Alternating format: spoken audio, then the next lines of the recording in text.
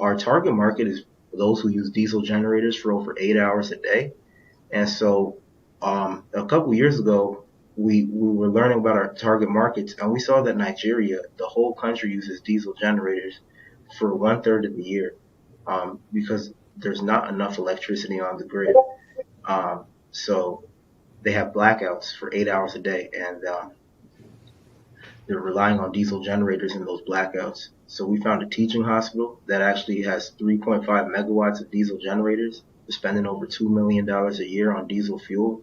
And we signed a letter of intent with them to basically cut that cost in half. We're always producing waste. Like no matter, we could run out of fossil fuels, but we'll never run out of waste because we're always eating and, drinking and all types of stuff. So we can run out of fossil fuels, but we'll never run out of waste. So this is a great innovation. I think a lot of cities and countries and developing countries as well as established countries can really benefit a lot from your technology.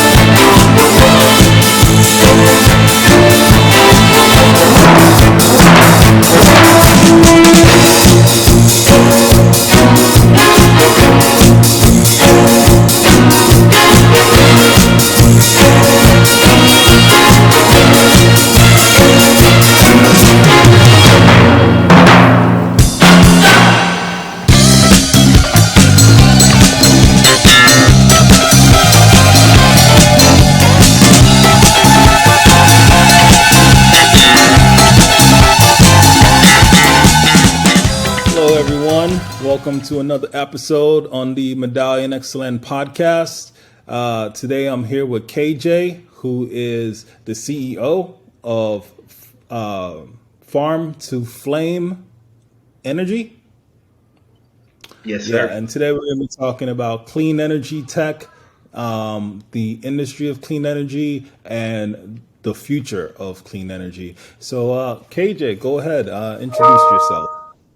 Yeah, thank you so much, Dwayne, for having me. And as you said, I'm KJ. I am from New Jersey, West Orange, New Jersey, and I'm just here to talk about Farm to Flame Energy and the exciting work we do in the renewable energy space, and the projects we have in a more unique and niche field than traditional solar or wind renewable energy. Yeah.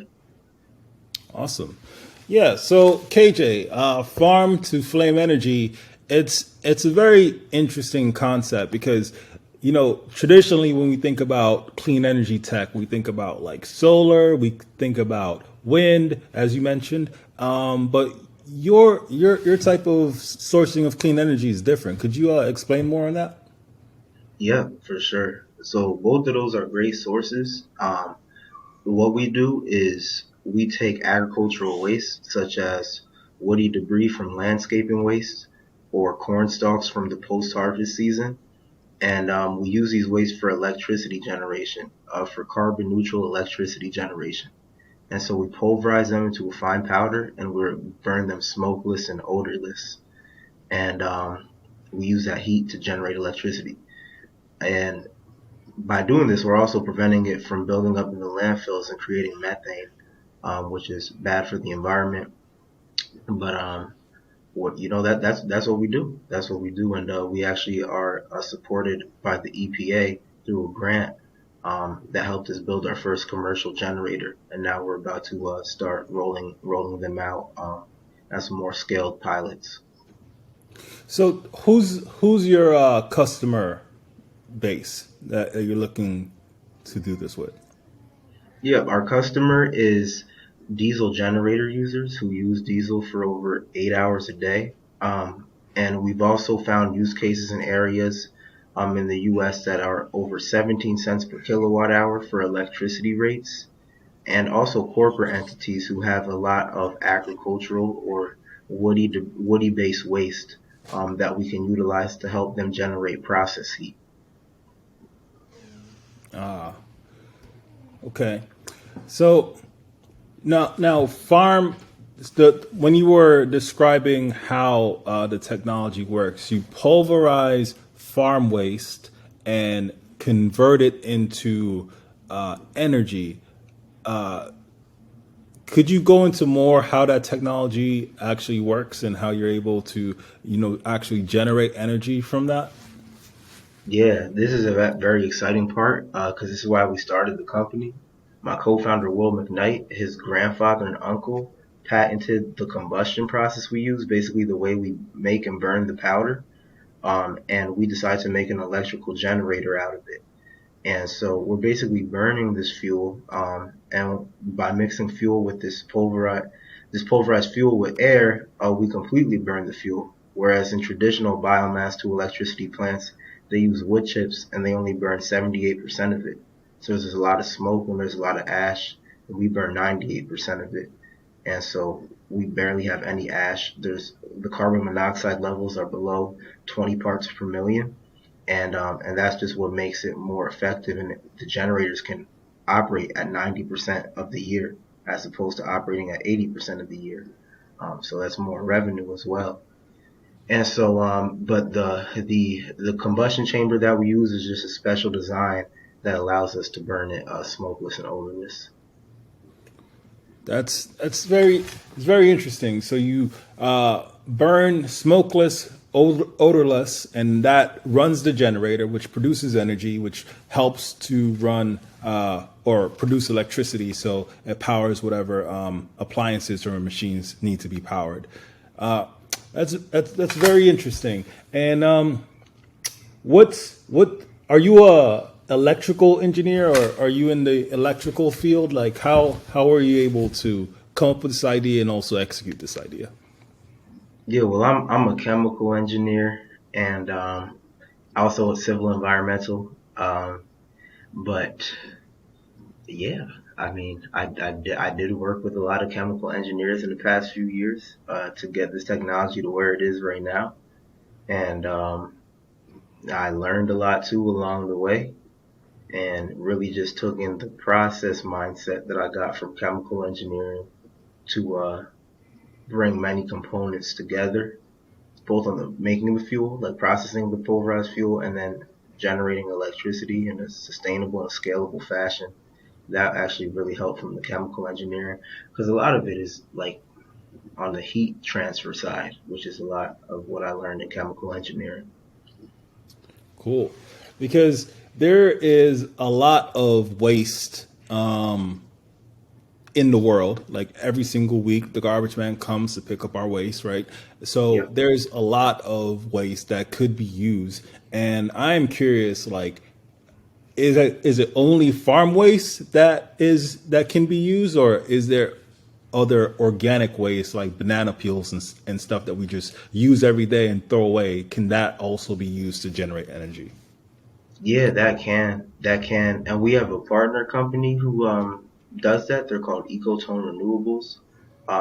They don't generate electricity though; they make a fertilizer. But there are processes like for food waste called anaerobic digestion, which generate electricity from food like banana peels or like um, grains or meat, things that produce methane because they capture that methane and burn it and then generate electricity with a gas turbine.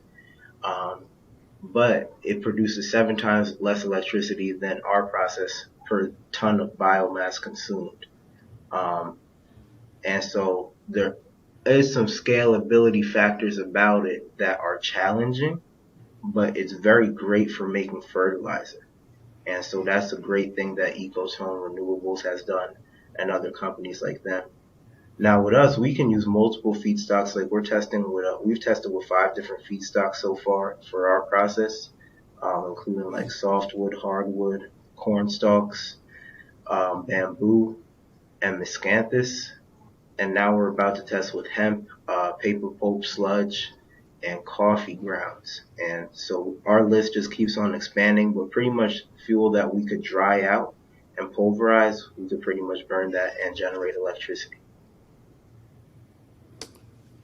Very, very cool. So, I really do see this technology being used in governments because governments, they run a lot of our waste plants, and these waste plants are stacking up because, like I mentioned earlier, we just keep throwing out garbage, and we use garbage like consistently, right? So, Yeah. like, while we just keep storing more and more waste into these waste areas, I believe that your technology will give us a way to actually get rid of some of that waste and actually convert it into fuel. Could you speak more on that? Yeah, that's a great point. And a big aspect is waste management. Waste management actually reached out to us because they're looking for renewable companies in their portfolio. And so with wood waste, there's 500 million tons in the U.S. every year. And globally, there's just a lot more than that, but there's always a need to keep it out of the landfills, especially with different local municipalities and governments looking for landfill reduction or net zero waste in the landfill by 2030, or some of them even like right now, like 2022 or 2024. And so aspects that waste to energy will always be a market and a growing one. And and biomass energy is a very large market. And so these are aspects that governments look at. When the EPA supported us they actually gave us a 100K grant last year, but that support was because they saw that we could take several different waste streams, not only agricultural, but also municipal waste like the public works department or potentially construction demolition waste. That's a bit more complicated, but that is one should be considered as well, and that we can be preventing the methane from being released instead of use it for carbon neutral electricity. Oh, yeah. So I'm not familiar if you're familiar with the Kardashev scale. So the Kardashev scale is a theory on, or are you familiar with the Kardashev scale?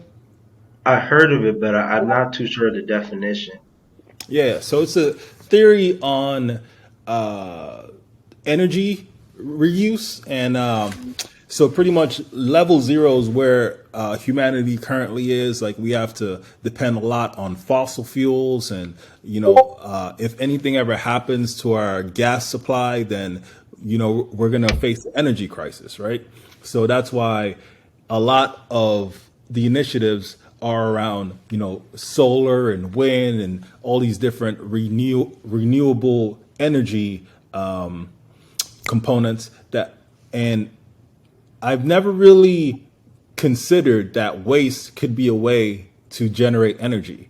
So it's very interesting what you're doing. And what kind of traction do you have so far from your company?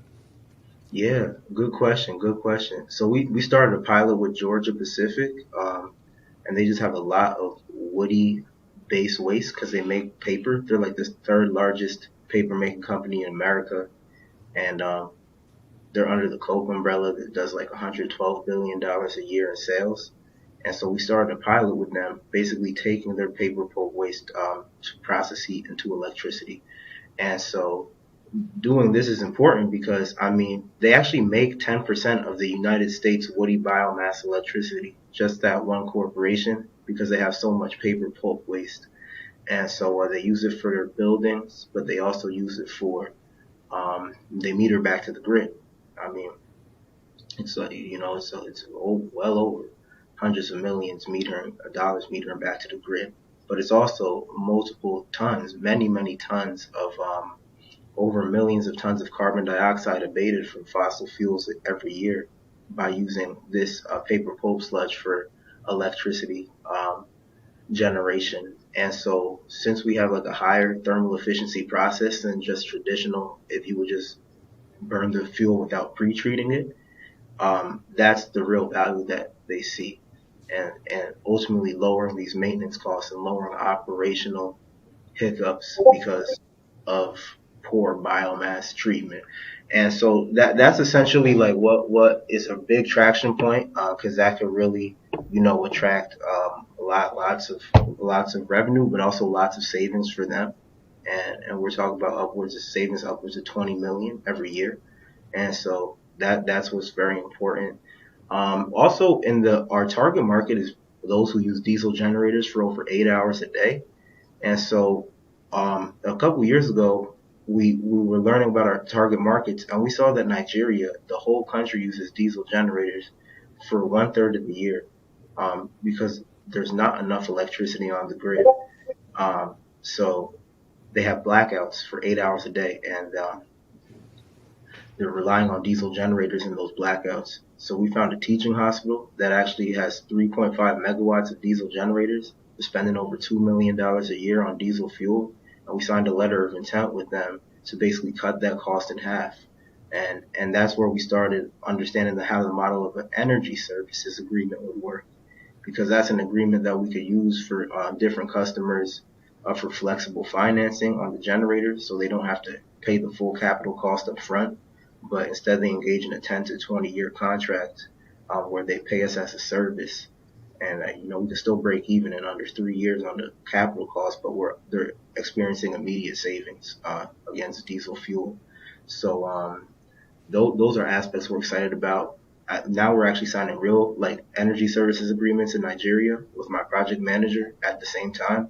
So we're looking forward to raise investment there, as well if we can sooner, to really get out to people who are waiting right now for our generators. Wow. So I'm really happy that you brought up Nigeria because Africa as a whole is one of the new emerging markets, and I, the fact that your company is providing a alternative to very resource heavy energy generating methods with using just like free resources that they have because everyone has access to waste, right? So with that, you're able to give them a new way to run their energy grid and create other opportunities for advancement. So that's Yeah. very interesting. Everything that you're doing. So do you have any relation with Africa? Yeah, yeah. Both my parents are from Ghana. So uh, they're both from Kumasi, Ghana. So I'm first generation American, and yeah, I actually was just talking with somebody in Ghana today because we're thinking about putting the 800 kilowatt generator in Ghana, as well. This is more recent; it's less materialized.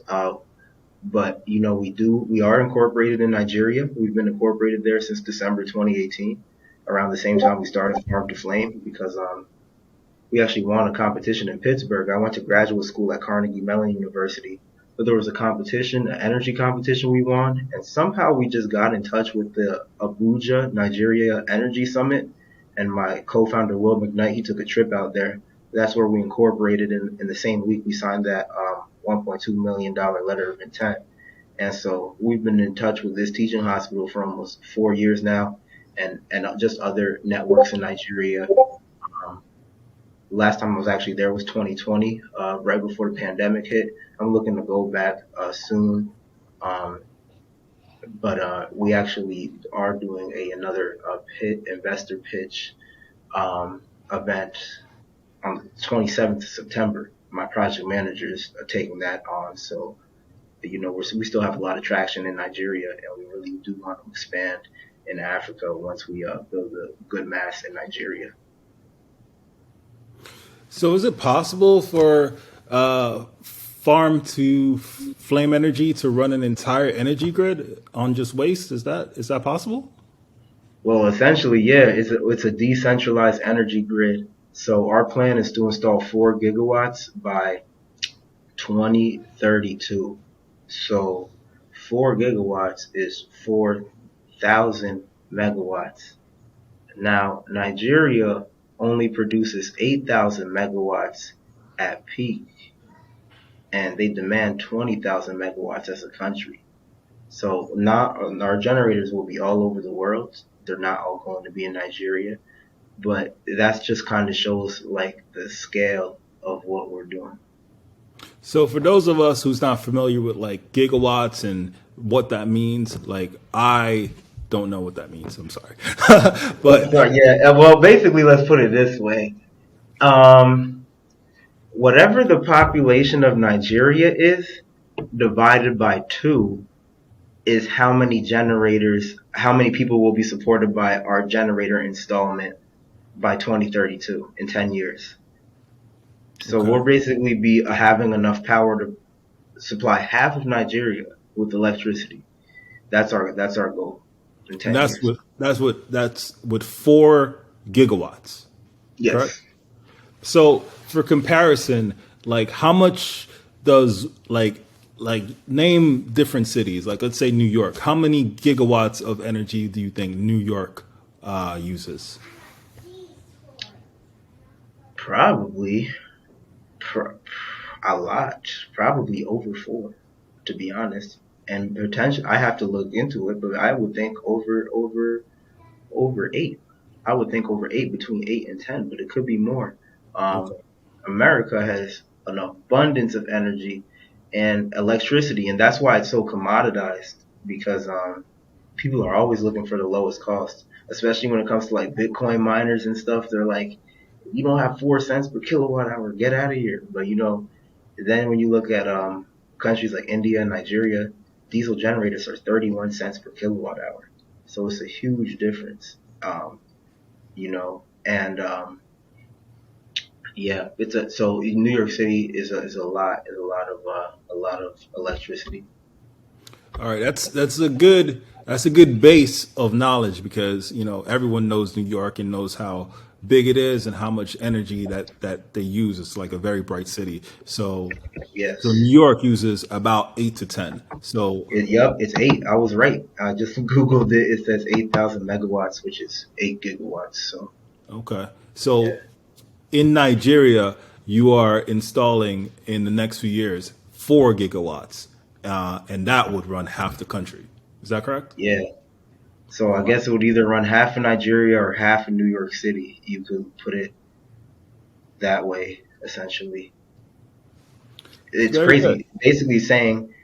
Basically saying New York City uses the same amount of electricity as the whole country of Nigeria I believe it. because they're both 8,000 megawatts. So that's actually wild. Yeah, I believe it because New York, it's the city that never sleeps, and it Indeed, has yes. all these different things going on.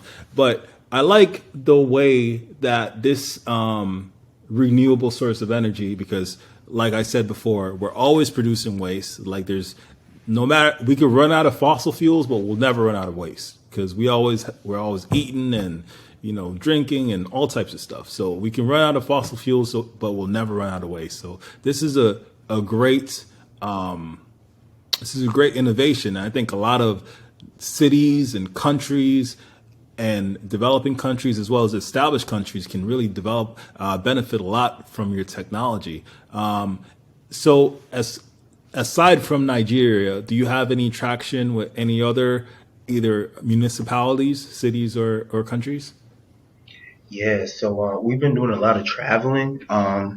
My CFO Stefano and I in the past 6 months, and there's just many different use cases for this generator. Interesting one is Vermont. Vermont uses a good amount of biomass electricity. I know they have a 40 to 50 megawatt plant in the capital, like Burlington, Vermont, and so there's some interesting work that can be done there. Um, we have our generator customer in New Jersey that's taking that first 30 kilowatt generator. But there's also a lot of vertical farms in New Jersey and New York City that have shown interest in our product as well. So we understand that could be like a target for our Northeast and quasi Midwest. Like I don't know if you consider Pittsburgh the Midwest because that's where I am right now, but that kind of area for these generators. A lot of vertical farms, and then just as we expand, we're really like looking to areas where we could provide value. So if diesel generators are use, that's a huge area to really mitigate diesel. Um, Diesel generators are used a lot in Alaska because Alaska is remote from the grid, so they use them for Yeah. at least 4 hours a day. And also in Puerto Rico, because of Hurricane Maria, we've heard testimonies from people that the whole country is using diesel, and like there are lines to like buy more fuel sometimes, and there's shortages and everything. And so with the war in Ukraine, the price actually has skyrocketed. It's over Yeah. 78% last time I checked in 2022. And so it's a big problem that we want to, serve continentally as well because it's affecting the whole world. Wow. This has huge potential. It sounds like. So let's go to Alaska. Alaska, they are. You said they're apart from the grid, which I didn't know, but also they don't really get too much sunlight, so they wouldn't really benefit too much from solar energy. So this is a great alternative to solar energy. Could you talk more about the different grants that are happening in the renewable energy space, and how your company has been benefiting from them? Yeah, so we received two government grants so far. One was a SBIR grant from the United States Environmental Protection Agency, and that was 100K. And the other was a New Jersey Clean Tech Seed grant. That was from the State of New Jersey Economic Development Authority and another organization called the New Jersey Center for Science, Innovation, and Technology. And that was the first one they did. It was for 75K. So they have these different grants that are helping companies at an early stage really get their technology proven and off the ground. So we got both of those in 2021. Um, and there's a lot more, especially there's a lot for solar and wind going on from the DOE right now. So people who are in those fields are, definitely making moves happen. But even organizations across the whole board, across the EPA, USDA, NSF, they all support clean energy. So we're really looking forward to working with everybody to really deliver sustainable solutions over the next 4 to 6 years. And they've really been a good compass for us, getting us to kind of understand some of the key pain points that need to be solved.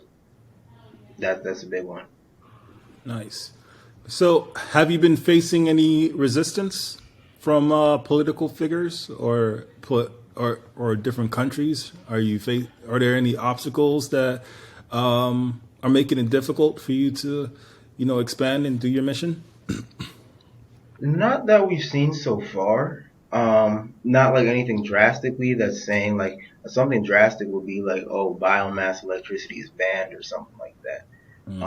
We haven't seen anything like that. There for each areas is different. Like just today, I heard that Ghana has a restriction on power purchase agreements, so we would have to provide a different model to get people power in that country. But for what I've seen in the U.S., it's not too bad. Since we have basically well, almost no emissions because there's no smoke, no odor, like we don't really face any problems with air quality permits um, or anything. We just have to follow all the traditional safety rules for boiler operation, NFPA rules for dust emissions, and we make sure we follow these. And also go by the American Standard of Mechanical Engineers Codes, American Society of Mechanical Engineers Codes for the boiler operation and the boiler inspection and and everything else in our generator. And those are like the main aspects that we really abide by to just make sure that we're operating the safe and the right way. Awesome. So, as a technologist, you are familiar with Moore's law, correct? Is that what can go wrong will No, go that's wrong? Murphy's law. That's Murphy's, my Yeah. fault. No. So Moore's law is that like every few years, like chips are going to get smaller and smaller. Oh yeah. So that leads to is how small can these generators get? Because I can see if these generators being used maybe to power maybe wearables, or is that probably not possible? Well, I mean they can. It just depends on where how you charge them. I mean, we started with the 28-watt generator, which is just enough to power a light bulb or something small, and we built that when I was in graduate school. And from there, we went on to build a 30 kilowatt generator that fits in a 20-foot container. We do want to innovate after we put about 10 of these generators we have out now and get back under 10 feet, but actually a real sizable amount of electricity, like a 30 kilowatt or a 100 kilowatt in a 10-foot container. And especially the main size constraint is the steam aspects, like the boiler and the turbine, that take up a good amount of space. But by making different generators that are more cost effective, like gas turbines, you actually eliminate the boiler, so you eliminate like 10 feet of space, and you can really save a lot of space and money. And so we're looking into innovating on that aspect after we put our first about 10 generators out, or basically our first megawatt of generators on the ground. So that question was to set up a different question. That question was to set up Bitcoin miners because it seems like Bitcoin miners are making companies into like billionaires overnight because there's such a demand for it. And I was curious if like how farm to flame energy could maybe take advantage of this trend. Yeah, so there's some good things happening in Bitcoin mining. We've been talking with a few people over the past month or so, or two, a few actual Bitcoin miners. And so this is like something that's like fresh on our minds. Now, they want carbon neutral electricity because of the carbon credits they can get. But there's also a lot of they also want the lowest cost electricity. Like they want like nuclear fusion prices, and I'm like, we'll get you 8 cents per kilowatt hour, and we could work from there. We could get to 4 cents per kilowatt hour at a larger scale, but at a 2 megawatt plus scale, we'll start at 8 cents, which is directly competitive with natural gas. That's good for different industries like that. But you know, there there has to be an understanding of what it takes to get the renewables lower cost and like the innovation, because there's no widespread solar plus storage solution that is under 30 cents per kilowatt hour, because the lithium ion battery is expensive, so it's still even more expensive than diesel. So and then there's wind. Wind is good for mining, but it also has a little bit of intermittency, and biomass is good too. But a lot of miners are like in Texas and such are using natural gas rates, or just grid electricity or natural gas peaker plants for data mining or Bitcoin mining.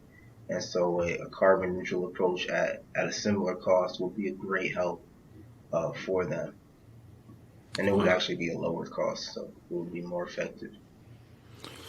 So speaking of lithium ion, do you think it's possible to maybe? And I'm kind of thinking about this question before I ask it because I don't want to sound dumb. Oh, no. But do you think it's possible to maybe like run a car on biomass energy? It's Like, been done before. They did that in England with wood pellets back in like World War II. But it's the tar buildup of the gasifiers that they used is what made it a challenge, because they were that this is the problem we're trying to solve, is that you have to really pay attention to the way you process the feedstock. because if you have feedstock with all different types of moisture content and stuff, that's going to result in sticky tar that builds up in the generator or the engine and stops it from working.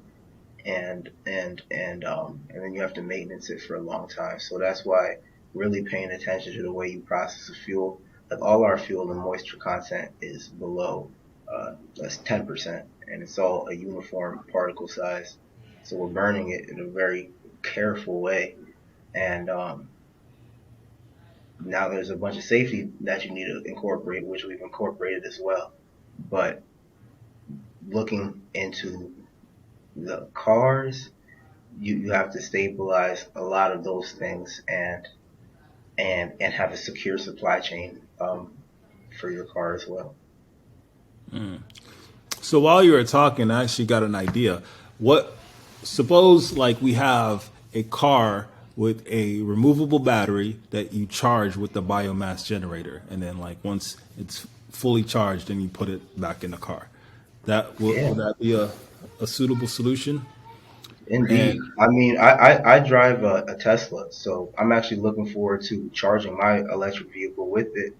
And something that we're actually doing is charging electric vehicles, and we're going to be doing this for the Pittsburgh Parking Authority because they have a problem right now where they don't have enough capacity to charge electric vehicles at the charging station. So that's a direct aspect. Like we can produce 220-volt electricity, which is what is needed to charge pretty much any EV. Well, it can be between 220 and 480. It just your charging time differs, but like I think 220 is what the standard like Tesla Powerwall uses, either between 210 and 230. So I mean, um, that's what we'll be producing for for electricity for sure. nice. So I'm sure you are more familiar with this than me. These charging stations, how are they powered currently? Yeah, from the grid, from the grid. So they have they have these transformers. So I think they are actually, I don't know exactly how it works, but I think they're stepping up electricity because or they have a certain voltage that comes from the grid that they use to power power cars. And so since there's like peak times in the day and such, you can like figure out what's the optimal time to charge because at certain times it will be faster or slower um, when you charge your car. But they operate according to that peak and non-peak schedule. So that's one thing. And then yeah, that I mean that I that's the main gist of it. Okay. So I asked this question because I think maybe a year ago, a year or two ago, Elon Musk, he made a big thing about how much energy Bitcoin miners are using. Like, and they do use a lot of energy to power their Bitcoin miners. But if his charging grids are also, not really contributing to a cleaner use of energy, then I think he should be called out as well, right? Because especially if the charging stations are being powered by the grid, and the grid is using maybe diesel fuel to power. I don't know how the grid works. How does the grid work? Yeah, it's a good question. A lot of the grid is still fossil fuel. 20% is renewable or clean, which is like a lot of that is nuclear. There's some wind in there and solar. But I think like 40% is natural gas. And then there's some other stuff in the mix like coal and such and hydro. But yeah, so there's 20% that's renewable. A good thing about Pittsburgh is that Pittsburgh actually gets a lot of its electricity from nuclear plants. So a lot of the electricity kind of is considered um, clean, renewable maybe because you like they reuse fuel in nuclear, but It is considered clean. Now, somewhere else where the most of the grid is natural gas is not clean. So then you have like I'm not too sure where other places are, what other states or cities grid composition is, but in areas that are more geared towards natural gas is going to be less clean. So it really, yeah, it really does. It really does depend on the grid makeup of where you are. That says, are you actually charging your car with a renewable source? But that's something that we're trying to work towards in this administration is trying to really enable more just clean generation from the first mile, so that we can actually have a larger clean grid. So I don't remember. Like I know Texas is in desperate need for your services because I think this year they had some trouble with their grid, and I think last year as well, the winter time, which Yeah, was like the coldest winter they've ever had. Like they had a whole grid shut down, and people were like freezing to death in their yeah, houses. it was sad. So Yeah. you know what what what obstacles would you need to overcome in order to, at least present farm to flame energy as an option in in parts of the world such as Texas that desperately needs your energy solution? Good question. I really think it's just, proving out, with just some capital raise, the and execution, the projects that we have out here, and showing how the model works, for distributed energy networks, backup networks that could power residential housing complexes, that could power commercial buildings and key buildings like hospitals and such. Um, so we could deploy these generators there. And I knew that a big problem was that the natural gas pipelines were frozen over, so they couldn't get a lot of the backup electricity that they needed. And they didn't even have a good network of diesel generators. Some of them got damaged too, but I knew it resulted in multi-billions of dollars of loss. And just knowing that our generators are not only portable at the 10 to 500 kilowatt scale, but they're also it's a distributed network, so like they don't necessarily have to be tied into the grid, although they can be. It just makes them a lot more flexible for emergency events, and that's what work we would like to do with FEMA, to really get these generators out in emergency response in a serviceable way, that keeps people online, and like life-threatening situations, essentially. Yeah. So what partnerships do you think would accelerate your company's growth?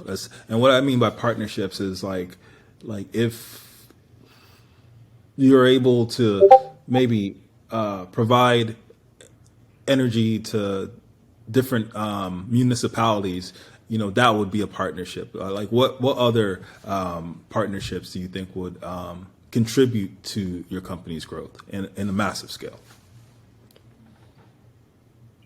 I believe,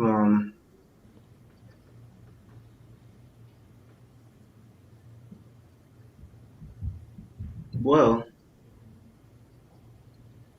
I believe where we are now, we have a good amount of partnerships, but maybe with a utilities company that sees the value of this and how they can help it scale to different states or countries that they service.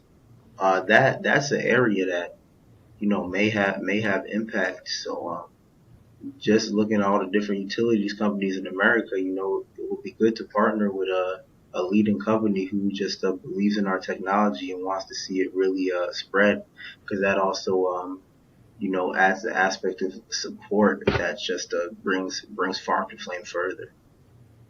So do you think that utility companies see your company as a competitor, or do they see you more as an ally? Well, we've always framed it to be as an ally, because we are supplying electricity, so it's at a small scale for each generator, but if we did start making plants, it could be a threat. But that's why like a lot of laws and things like net metering exist, because when we're metering electricity back to the grid, um, it oftentimes is backed by a utility rate. So that utility is receiving a good portion of that revenue from the net metering. And so just by working in areas where we can all get a profitable transaction for metering to the grid, that is the way that we just provide value. So that's why we also strategically, how I mentioned 17 cents per kilowatt hour, we pick areas where we actually can meter back at that rate, because then everybody gets the benefit. And so I know a area that desperately needs energy is Haiti, but Haiti is kind of Mhm. politically unstable right now. But are you familiar with what's going on there, or like would it be feasible to maybe try to get into that market, or no? Is it not worth it at all? It's something that we would definitely explore. I'm not too sure with the climate of Haiti. I knew there was an event with the president a few years ago that I heard about on the news, but I'm not too sure with what's going on as of recent. Um, I do know that electricity is scarce over there, and especially after the earthquake, a lot of people do not have access to electricity.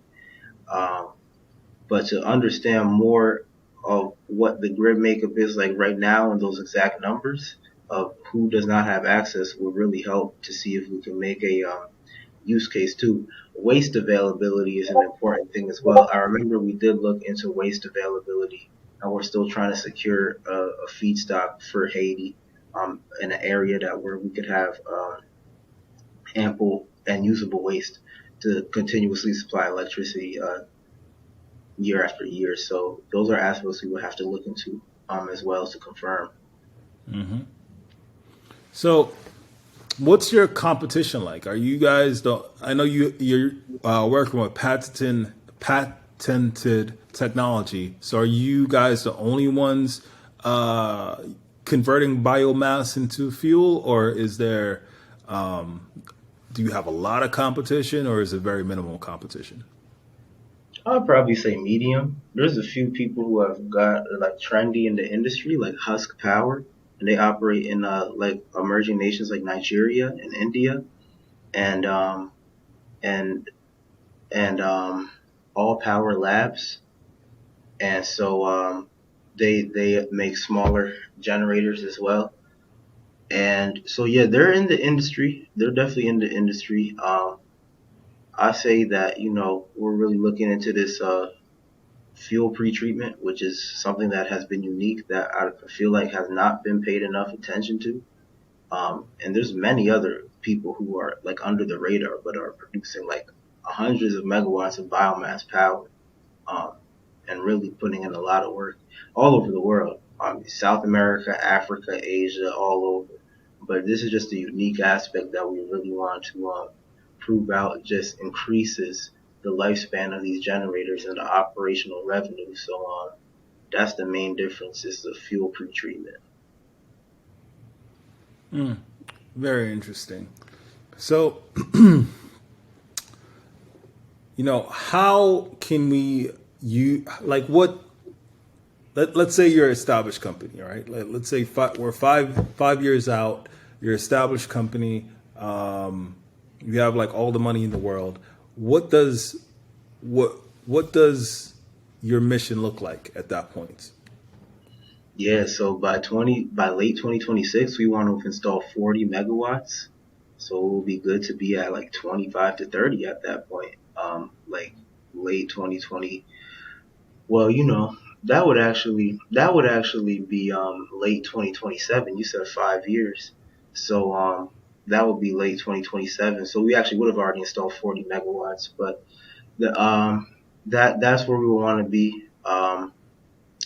And hopefully we can create over 150 jobs, and and really make an impact on clean energy, we would be abating a lot of 250,000 tons of carbon dioxide at that time from diesel generators every year. So abating a lot of greenhouse gas, and then we would start to really think about a massive scale to, like I said, the 4 gigawatts by 2032, because we'd be halfway there. So yeah, So you want to install 40 gigawatts throughout the world, throughout the global community? yeah, 4 gigawatts internationally. 40, right? 40 or 4? Oh, sorry, I was saying 40 megawatts in 5 years. 40 megawatts. Uh, sorry, I'm going between megawatts and gigawatts, but 1 gigawatt equals 1,000 megawatts, right? Mm-hmm. So 40 megawatts is actually smaller than a gigawatt. But that's our goal for like the next 4 to 6 years is to install 40 megawatts. Oh, megawatts. Okay. Yes. All right. But you want to install 4 gigawatts in Nigeria Internationally. Internationally. internationally. Ah, okay. For sure. Yeah, that sounds very interesting. So, you know, every single day we use electricity, we use power, and that's contributing to the climate crisis. And from a marketing aspect, like how could you frame your company to really take advantage of you know a lot of the worries and concerns that people are having about the climate right now? Yeah, good question. Um, that's something that we're still learning as we go. But the main thing is really just we can't really afford to increase the global temperature by over 1.5 degrees, and we're on track to do that with a lot of the fuel we have burning for electricity.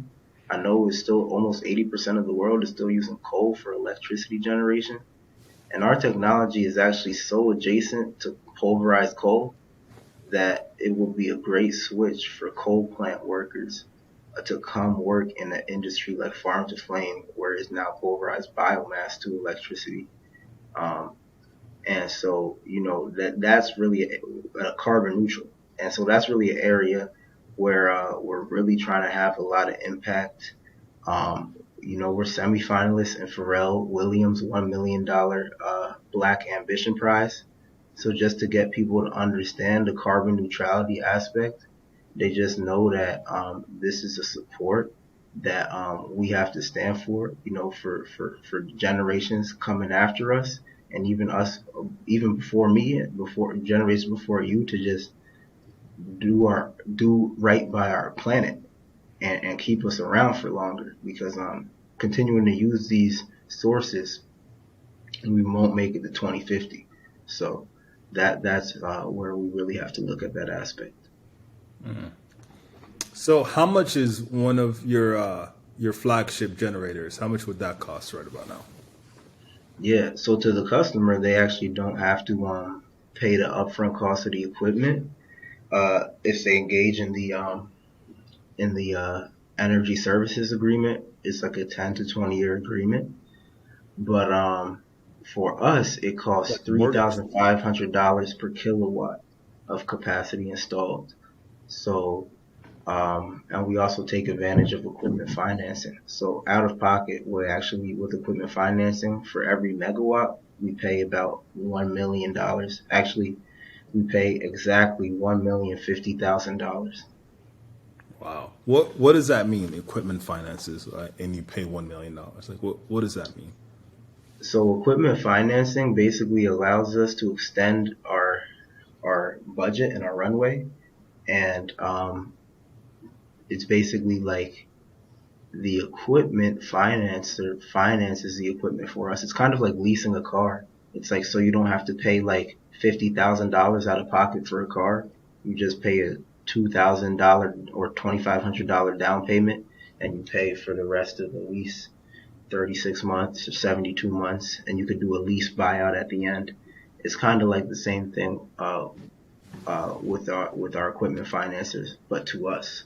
And so, that helps us keep money towards operations and setting up more and more projects. Um, it actually basically allows our money to put three times more equipment down um, than if we were to put it all up ourselves because we only have to pay 30% up front. And with better over time, we'll actually only have to pay 15% up front. So then we could put down seven times more equipment with the same amount of money. So that's a good aspect. That's very good. And who like are your customers? I know you work with a lot of governments and probably a lot of businesses. Do you have consumers or just regular people as on your customer list, or is that not your focus? Well, that is actually that really is our main focus. Think and Grow Farms is one of them, and they're a black-owned farm in Atlantic City, New Jersey. They're actually from Philadelphia, but they are a business, and they train individuals on good farming practices, on clean technologies, and on circular economies.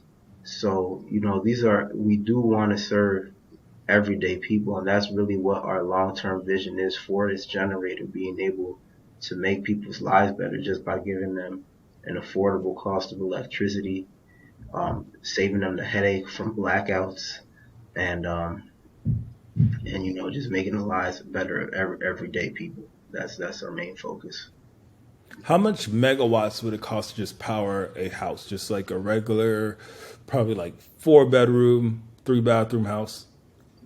Less than one. They would Less it than only one. Really? yeah, like a house only is 10 kilowatts, like 10 to 20 kilowatts, and there's 1,000 kilowatts in 1 megawatt. So um, when we say a megawatt, we're really talking about powering a lot of houses in the states. I mean, we're talking about powering over a hundred households. So Wow. yeah. Wow. So does the price scale to reflect the amount of energy that you're able to produce? Yeah, yeah, so it does.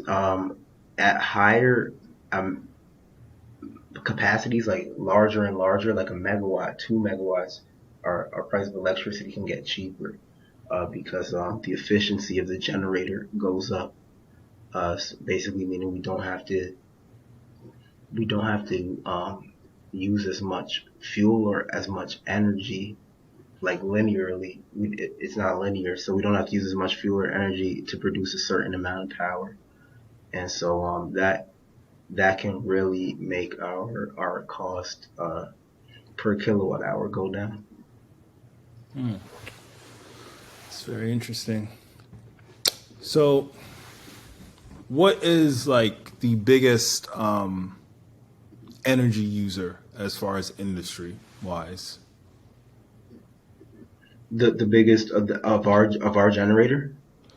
Of like different industries. So like we have the farming industry, they use a lot of energy. We Oh have yes. factories and stuff which use a lot of energy. Like which uh, industry do you think would benefit most from your technology?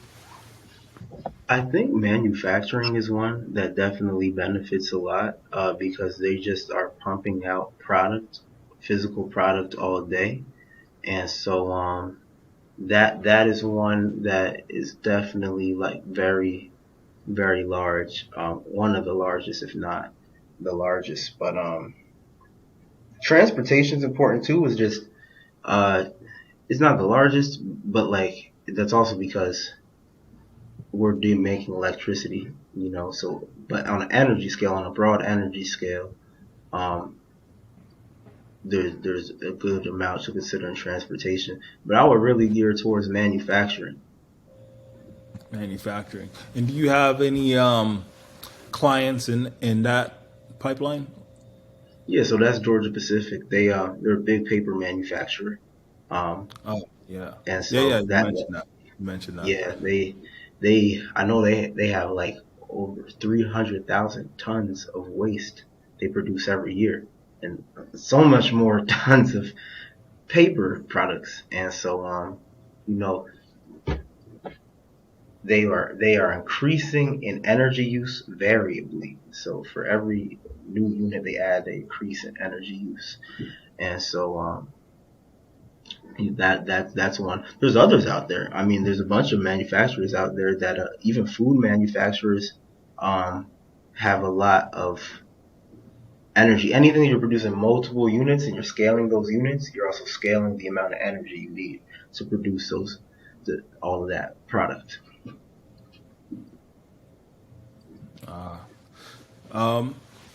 So I asked that question because I'm curious. Like Georgia paper, right? I'm sorry. What was their Yeah, yeah. name? Georgia Pacific, Pacific Georgia like Pacific. Pacific My bad. Ocean. Yeah. Yeah, yeah, Georgia Pacific. So Georgia Pacific, like in their manufacturing process, how much energy do you think they use in megawatts and kilowatts and gigawatts? I'm not too sure, to be honest. And it's probably some information that's kind of like closed off to them, but it still should actually be pretty public. If I had to estimate, like, it would be in the like gigawatts, like across all their factories. Um, like they're Gigawatts. using Wow, a lot. Yeah, wow. They're powering like a little mini New York. pretty much. Yeah, I mean, because there's just there's so many plants all over the country. Wow. Yeah. So, factories have always been like one of the major producers of pollution, as well as like affecting in a negative way the climate. So your technology will definitely help bring that down, especially if a lot of plants, especially if you're able to onboard a lot of plants to use this biomass to energy solution. And so earlier you were talking about like as a service. So Oh yeah. do you provide the like generators as a service, or do you charge by the amount of energy produced, or do like how is your pricing model? Is what I'm trying to ask. Yeah, the second one you said was accurate. We charge by the amount of energy produced and consumed. So it's basically called a power purchase agreement for generating electricity. But broadly, it's called the energy as a service agreement because whether you're generating electricity or heat, you're charging based on how much of that energy you're using. So the figure that we use for the power purchase agreement is price per kilowatt hour. So similar Price. to our electric bill that we get, every month, it might say, oh, we consumed, I don't know, this is just an example, like 100,000 kilowatt hours or something.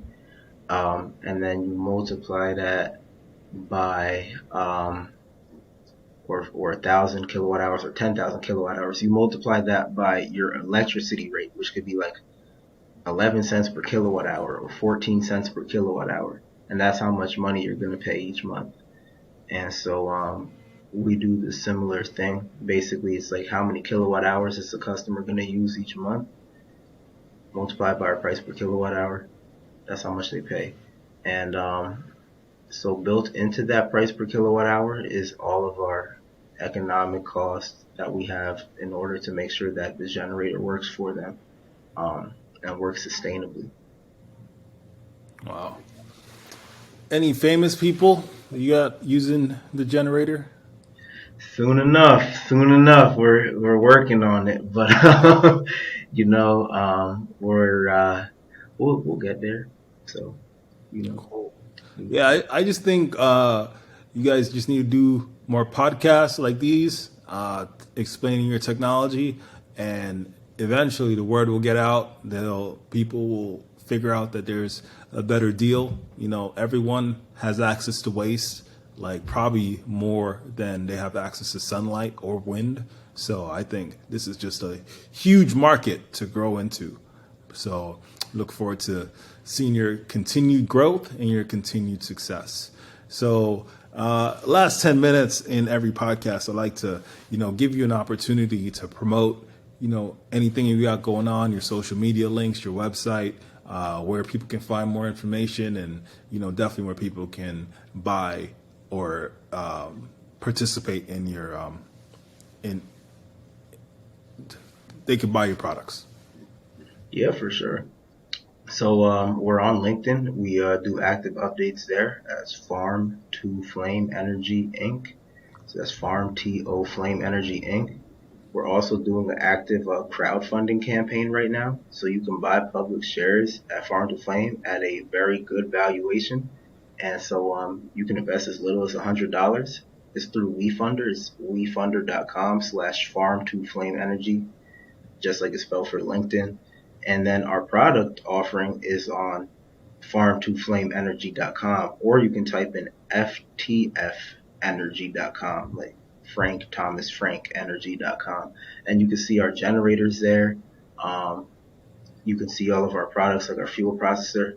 But the We Funder campaign, actually, I do a walkthrough of our product, and so you can kind of see the technology that we're using and more of the visual demonstration. So yeah, that's where we are.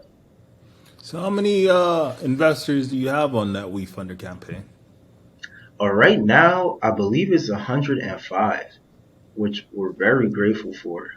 So far, we brought in $297,000, and so we're almost halfway to our goal of 600K, and so we're really excited about that. Very grateful for everyone, because there's just people. I've met so many people in the past few weeks who are just supporting the mission and pointing us to different areas and customers, like the or just people who are in need of this electricity, like the person we found in Ghana today who needs the 800 kilowatts. We just found that today after somebody invested into our company. And so, I mean, people, it means a lot, because we funder, like, anyone can invest. So, you don't have to be an accredited investor to invest in our campaign through WeFunder, but just to see, even if people invest $100, it means a lot. We've seen people invest $5,000, and it's just like, we need you to know that we're putting your money to good use. We're not wasting a single dollar, and so all of it is going towards putting these generators on the ground and really getting them operating in the field, so we can grow this as fast as possible. Very cool. Yeah, I'm Medallion Excellent. We're a asset management blockchain company, and we are doing a crowdfunding campaign as well. I think my community that's watching this video right now, they're probably a little agitated because I haven't released it yet, because the way Oh, they're waiting. tokenomics works. Yeah, I want to, but I need them to be hyped. I need them to be more hyped, because like once we release our token, like if there's no hype, then it's gonna sink, right? So we have to like really have the backing of our community in order to, really, you know, shoot up and Indeed, like shoot indeed. up, Hey, attract we additional just put our investors. page up about a month ago, and the work, we were just putting a lot of work in behind it, and you know, it just takes time. But once you're ready, and everything is ready for them, they'll be there to support, and make a great turnout, because blockchain just has a lot of promise in return, for investors, as we've seen, with different movements in the past 2 to 5 years. I Yeah. made some money off blockchain, so I'm excited about it. Yeah, absolutely. I really like the incentive models that blockchain provides, right?